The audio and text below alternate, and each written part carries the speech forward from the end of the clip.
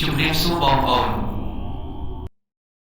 យើងខ្ញុំសូមណែនាំផលិតផលប្រកាសអាសន្ននាទី21ដែលអាចការពារអាយុជីវិតនិងទ្រព្យសម្បត្តិរបស់បងប្អូនបាន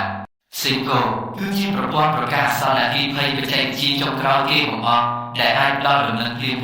នៅពេលមានអគ្គិភ័យកើតមានឡើងវារកផ្ដល់ដំណឹងឲ្យបងប្អូនដឹងនិងពន្លត់អគ្គិភ័យបានទាន់ពេលវេលាក្នុងពេលអគ្គិភ័យនៅតូចនៅឡើយផលិតផលនេះអាចចាប់ផ្សាយចាប់កម្ដៅនិងបិទភ្លើងចម្ងាយកាត់បាននៅពេលឧបករណ៍ទទួលសញ្ញាថាមានអគ្គិភ័យកើតឡើងវាផ្ដល់សញ្ញាជាសំឡេងរោទនៅផ្ទះកម្លាំង120 dB និងរោទនៅក្នុងកម្មវិធីទូរស័ព្ទដៃតាមរយៈអ៊ីនធឺណិតហើយឧបករណ៍ sensor ទាំងអស់ដំណើរការជាមួយថ្មដែលអាចប្រើប្រាស់បានរហូតដល់រយៈពេល10ឆ្នាំឧបករណ៍ទាំងអស់ទំនាក់ទំនងគ្នាដោយប្រព័ន្ធទំនាក់ទំនងអត់ខ្សែដែលជាបច្ចេកវិទ្យាចុងក្រោយគេបង្អស់របស់ប្រទេសអង់គ្លេសឧបករណ៍នេះងាយស្រួលដំឡើងមិនប៉ះពាល់ខ្លាំងដល់សំណង់ផ្ទះដែលសាកសង់រួច